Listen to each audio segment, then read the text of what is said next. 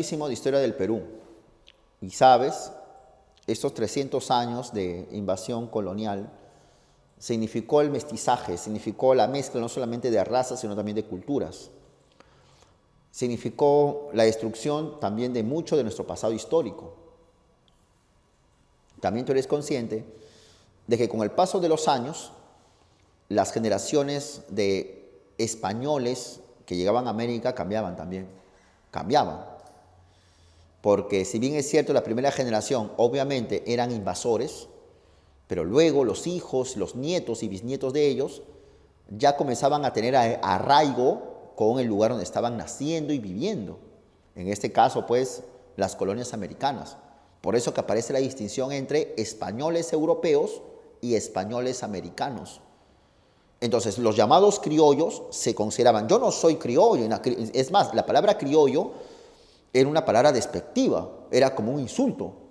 No, no me llames criollo, ¿qué te pasa? Yo soy español americano, porque al fin y al cabo todo esto es España, pero la parte de América, claro está. Criollo para mí es un insulto, hijo. Y más aún, cuando en el desarrollo de la colonia aparece algo que tú conoces muchísimo, que se llama el monopolio comercial con España. Prácticamente las colonias estaban obligadas a tener contactos económicos únicamente con España. Pero pasó el tiempo y a mediados del siglo XVIII ocurre, en 1776, ocurre la independencia de los Estados Unidos, de las 13 colonias. Y los Estados Unidos desarrollan un sistema capitalista muy pronto, mientras que acá, en esta parte desde México hasta Chile, prácticamente toda esta región es feudal y semifeudal después. Prácticamente Estados Unidos no tuvo feudalismo. Cuando los ingleses invadieron Estados Unidos, llevaron de frente el capitalismo a Estados Unidos. Entonces ellos pasaron de frente a una cuestión industrial. En cambio acá no, acá cuando España vino por este lado, lo que trasladó fue el feudalismo. Por eso es que se ve también la diferencia hasta hoy. No es cierto, maestro. En Latinoamérica, con muchas zonas de atraso y pobreza, y los Estados Unidos, que es una potencia mundial. Eso se remonta a ese tiempo. La cuestión es que los criollos querían negociar con Estados Unidos. Por ahí se estaba dando ya la Revolución Francesa, que era de gran impacto. Y la Revolución Francesa, como lo sabes, tiene que ver muchísimo con la llegada de ideas modernas que se van desarrollando en Francia, en Inglaterra y luego en Alemania. Mientras que España seguía con las cuestiones de Santo Tomás de Aquino. No sé si me estoy haciendo entender. O sea, cuando hablamos de la Ilustración, estamos hablando de la llegada de la filosofía moderna a América. ¿Y por qué no llegó antes? Porque se está poniendo profesor siglo XVIII. Y Descartes es del XVI, XVII. Y una vez cuando comentamos, yo me acuerdo, hablamos del Renacimiento, es del siglo XV. Las obras de Lutero, las obras de Maquiavelo, estaban prohibidas de leerse en Lima. No se podía leer esas cosas. No se podía leer mucho menos a Descartes o a Tomás Moro. Todo cambió cuando apareció algo llamado el despotismo ilustrado. ¿Sabes qué es el despotismo ilustrado o no? ¿Has escuchado eso alguna vez? ¿Qué es un déspota ilustrado, profe? Un déspota ilustrado, profesor, es aquel emperador europeo que era déspota, o sea, tenía un régimen totalitario, pero al mismo tiempo difundía las ciencias en su país. Era una generación de reyes europeos, que en España le correspondió ese papel de déspota ilustrado a Carlos III. ¿Y por qué el déspota le gustaba difundir la ciencia? Porque era necesario que en Europa haya un Estado fuerte, pero que al mismo tiempo desarrolle la tecnología para aumentar la producción en el sistema capitalista. De ahí que es fundamental que el déspota, el rey, sea ilustrado, difunda las ciencias. Eso hizo que nuestro déspota ilustrado, Carlos III, español, permita el desarrollo de la ciencia en España y se modernizó un poquito. Y esa ciencia llegó acá a América, poco a poco. Época en la cual obviamente no había internet, no había ni siquiera corriente eléctrica y todo llegaba por carta, por correspondencia. Pero algo es algo, ¿no? Y más aún, cuando ocurre un fenómeno muy importante para nuestra independencia, que se llamó la expulsión de los jesuitas. Y yo me acuerdo que una vez hablamos de eso. Sí, sí, sí. Cuando hablamos de Martín Lutero. Claro que sí. Entonces resulta que Lutero, el del Renacimiento, pues propone la reforma, ¿no es cierto o no? Ya. Entonces los papas querían enfrentarse a los luteranos. Entonces ellos reclutan a un montón de sacerdotes católicos que sean muy estudiosos para enfrentarse a los seguidores de Lutero. Así aparece la Compañía de Jesús, comandado por un señor llamado Ignacio de Loyola.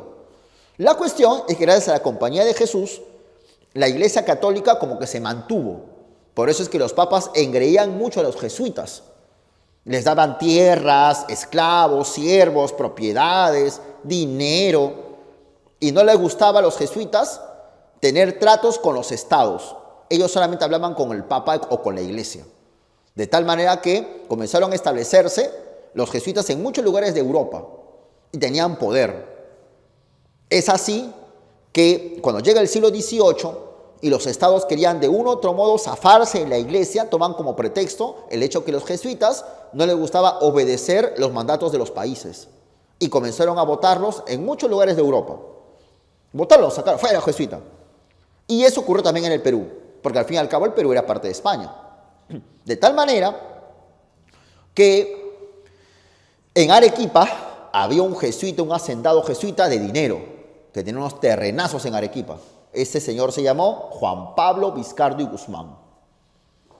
Y Vizcardo y Guzmán lo votaron también. Fueron hasta Arequipa las tropas del virrey y lo sacaron a Vizcardo. Fuera de acá, Vizcardo. No, señor, fuera de acá lo sacaron. Y Vizcardo, molestísimo, porque lo habían votado, lo llevaron pues a Italia en primer lugar. Y cuando estaba por Italia, expulsado, estamos hablando del siglo XVIII, por ahí nomás se entera de algo fundamental en esta historia de la patria, que se llama la Revolución de Túpac Amaru.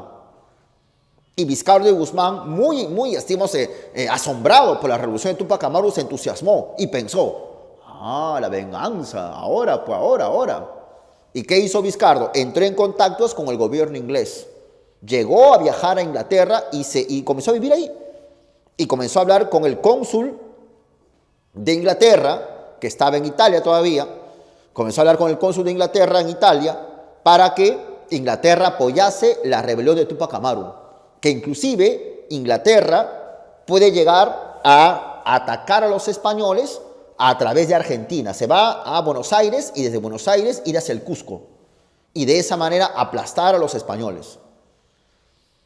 Y es más, Vizcardo se presentó como una especie de facilitador porque él manejaba quechua. Dice, yo sé quechua, señores ingleses. Y como yo sé quechua, vamos allá al Cusco, hablo con los campesinos para que se rebelen y aplazan a los españoles. Ustedes que le tienen tanta cólera a España. Pero ha ido más, la rebelión de Túpac Amaru terminó. España también entró en tratos amistosos con Inglaterra y el asunto nomás quedó ahí. La cuestión es que Vizcardo y Guzmán fallece. Fallece en 1798. Y pasa un añito y en 1799 un señor venezolano llamado Francisco de Miranda publica en Estados Unidos la Carta a los Españoles Americanos de Vizcardo y Guzmán y le pone como fecha 1799. Y en esa carta, Vizcardo y Guzmán considera que los españoles americanos deben independizarse. Mientras eso ocurría, estaba el señor Hipólito Unanue. Unanue no tuvo la suerte, si cabe el término, de irse a Europa. Mira, tú sabes que en la clase criolla no todos eran de plata. Había gente de más dinero, por ejemplo, San Martín, Bolívar, ¿no? Ellos sí eran pues criollos de dinero, ellos podían viajar a Europa y estudiar allá. Pero habían otros criollos que eran de media para abajo o para abajo. Y obviamente bajo esa condición económica no viajaban. Quien le pasó ese caso fue Hipólito Unanue. Hipólito Unanue solamente una vez llegó a Europa, pero ya cuando era un hombre famoso. Y fue como representante del Perú, de Arequipa en particular, ante las Cortes de Cádiz, ¿ya? Que va a generar la Constitución Liberal de 1812. Hipólito Unanue tuvo una formación, él nació en Arica, ya lo que ahora es Chile, pues, ¿no? Pero él estudió para ser sacerdote en el seminario de San Jerónimo en Arequipa. Como no le gustó mucho la religión, él se fue a Lima a estudiar medicina en San Marcos. Pero la medicina de la época no era ni siquiera la medicina moderna del tiempo. Era una medicina feudal. O sea, ya para entonces las universidades americanas eran recontra trazadazas con respecto pues a las francesas, a las inglesas. De tal manera que debido al despotismo ilustrado, a la llegada del pensamiento moderno a América, entonces poco a poco Unanue, a través de correspondencia, se comenzó a enterar del pensamiento moderno, a lo cual él le pareció fascinante. Es así que Unanue se gradúa de médico en San Marcos, pero siguió estudiando la ciencia moderna que le llegaba a él por correspondencia. ¿Te imaginas estudiar por correspondencia? Por cartas, que llegan a tu casa, tocan la puerta, viene un cartero, un señor con un sobre, ponte a estudiar, tú estudias. Y así estudiaba Unanue. De tal manera que Unanue se volvió un autodidacta, comenzó a saber de geografía, de física, química, matemáticas, un hombre muy trome. Y comenzó a tener prestigio y fama. Hasta que un día se le presenta en una cena en San Marcos el virrey Fernando de Abascal. ¿Has escuchado de Abascal o no? Por ahí, más o menos. Más o menos. El que combatió las juntas de gobierno, ¿sí? Era un hombre muy poderoso. Ya, muy bien. Entonces llega Abascal en una cena en San Marcos y Unanue se le presenta y dice: Su Excelencia, virrey, quisiera acercarme a hablar con usted. Yo soy Hipólito Unanue, médico egresado de San Marcos. Y acá tengo mis investigaciones sobre economía, sobre el clima de Lima, sobre geografía, sobre botánica, medicina. Y Abascal le llenó los ojos. ¡Qué inteligente eres, hijito! Ya, pero ¿para qué me enseñas todas estas cosas que no entiendo nada? Y Unanue le dice: Señor Abascal, Su Excelencia, no entremos en disputas recontra fuertes que lleguen a la violencia contra esos mal llamados patriotas. Se refería a los independentistas, a los que querían romper lazos con España. Y Unanue estaba a favor de la colonia. En vez de fomentar la guerra, querido virrey, lo que hagamos es hacer que Lima brille en ciencias y en artes. En lo particular te pido lo siguiente, virrey: deme plata. Si usted me da plata, yo haré que Lima tenga la facultad de medicina más grande que conozca toda la América Nueva, que compita con las universidades europeas. La cosa es que a Abascal le pareció interesante la idea de hacer que Lima tenga pues una luz científica, pero necesitaba plata la cuestión, ¿no? De ahí que Abascal le dio billete a Unanue, y Unanue en el año 1808 funda la Facultad de Medicina, con la presencia del virrey Abascal. La Facultad de Medicina que queda pues en la ciudad de Lima. La cosa es que Abascal se sorprende, ¿no? Bonito, ¿no? Que hasta ahora existe, ¿no? Todavía hay clases ahí. Entonces Abascal se sorprende, le parece muy bonito. ¡Qué bonito lugar! ¿Eso tú has hecho, Unanue, con mi billete? Efectivamente, querido virrey. Y más aún, como usted ha financiado este magnánimo proyecto, esta facultad llevará su nombre. La Facultad de Medicina San Fernando. En honor a usted, don Fernando de Abascal. La cosa es que Unanue se puso, pues, se hizo de engreído de los virreyes.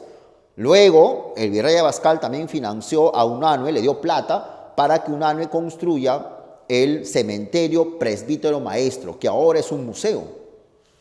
Es así que en los primeros años ya del siglo XIX, Unanue se pasó para el lado, estaba siempre para el lado de los realistas, para el lado de los españoles. Él no le gustaba la independencia. Él pensaba que la independencia era una ruptura con la patria. Pero llegó un momento en el cual se entrevista la Serna con San Martín en las famosas negociaciones en Punchauca y en Miraflores. La cosa es que cuando la Serna se fue a la sierra, asediado por los montoneros que estaban acosando Lima, en ese momento Unanue se quedó con San Martín.